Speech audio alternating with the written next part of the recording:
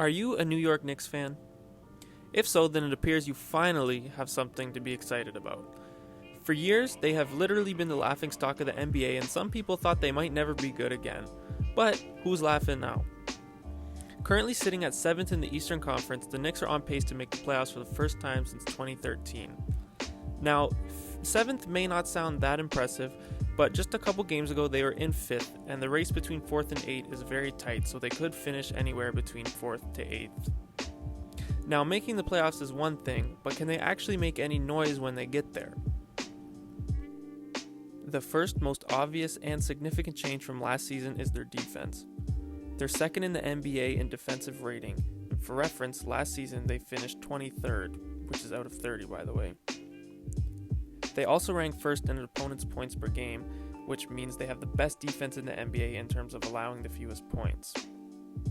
Tom Thibodeau has their pick and roll coverages on point. They begin this with good ball pressure, making it harder for the guard to use the screen.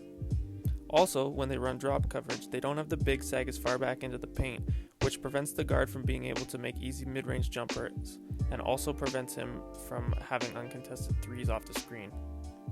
Their bigs are long and athletic, which really clogs everything up, making it harder for the guard to make passes because they can easily recover back to the roller. And obviously this makes it harder for the guard to get to the rim because of the big being athletic and long.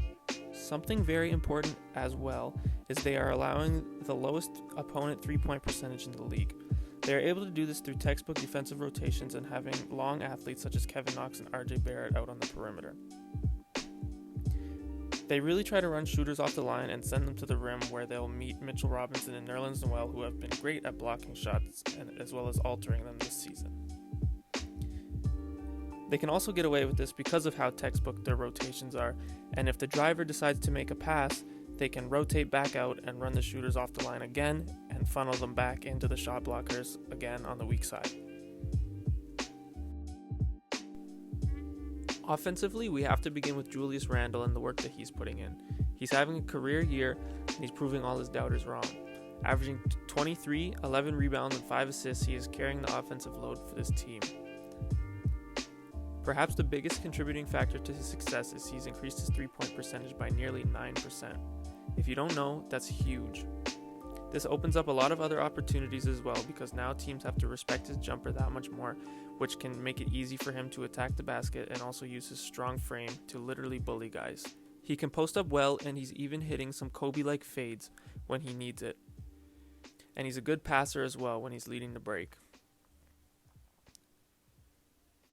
In 10 games so far with the Knicks, Derrick Rose has been a very solid contributor, putting up 12 points and 5 assists, splitting time at the point with Emmanuel quickly. Rose is scorching hot from 3 right now at 45.5% and has been very good at scoring in the mid-range as well and finding big men in the pick and roll. His veteran presence and helping initiate in the half court has really helped since landing in New York. Emmanuel quickly has been great and looks like the point guard of the future, but having D Rose really helps add another dimension to their offense. And don't forget, Derrick Rose can still get a bucket and cross guys up.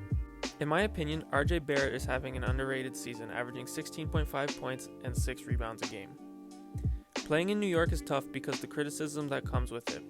And I believe that people just need to be patient with RJ, and he will be an all-star in the near future. Remember, he's only 20 years old, and he still has 8 seasons until he even hits his prime. The Knicks are not perfect, obviously. They are second last in the league in scoring and dead last in pace, which might be limiting their upside a little bit in the regular season, but will likely help them in the playoffs when things slow down and a premium is put on getting stops. My thoughts are that they will finish anywhere between 4th and 6th in the East and can definitely compete with a team like Boston or Miami, and will likely make it to the second round and maybe will be able to compete there off the back of their defense. Then, if all goes well, some guys get hot, who knows, maybe they might end up making it to the Eastern Conference Finals. Crazier things have happened, but again, I don't think they can beat a team like the Bucks or Philly, and obviously not the Nets in a 7-game series.